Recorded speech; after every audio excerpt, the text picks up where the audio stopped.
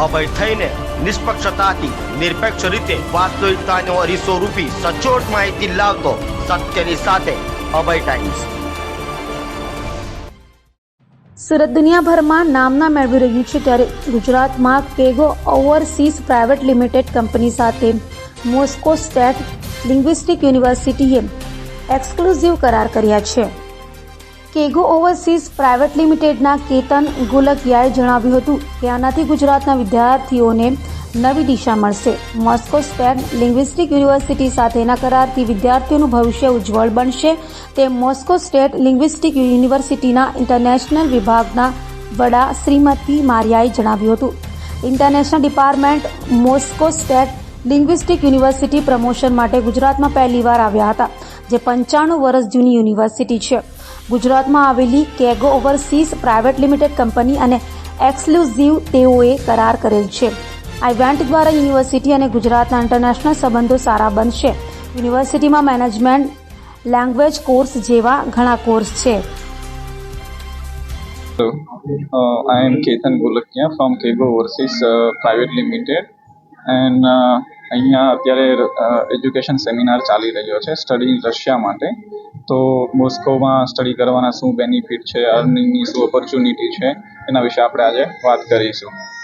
આપણી કંપની કેટલા વર્ષોથી સુરતમાં કાર્યરત છે? અમે લાસ્ટ 9 યરથી અહીંયા વર્ક કરીએ છીએ અને પ્રાઇવેટ લિમિટેડ કંપની છે જે સેન્ટ્રલ ગવર્મેન્ટમાં રજિસ્ટર છે અને સ્ટડી વિઝા કરીએ છીએ અને એવરી મંથ અમે અરાઉન્ડ 100 ફાઇલ્સ કરીએ છીએ બધી જ કન્ટ્રીની અલગ અલગ. અને અમારું કામ B2B છે, મતલબ બીજા કન્સલ્ટન્ટ બી અમને ઘણા બધા ફાઇલ આપે છે અને ગુજરાતમાં વધારે અમે કામ કરીએ છીએ. આપણે રશિયાનું આજે જે સેમિનાર રાખ્યો છે, રશિયા માટે છોકરાઓએ અહીંયા શું ધ્યાન રાખવાનું છે તે વિશે પણ.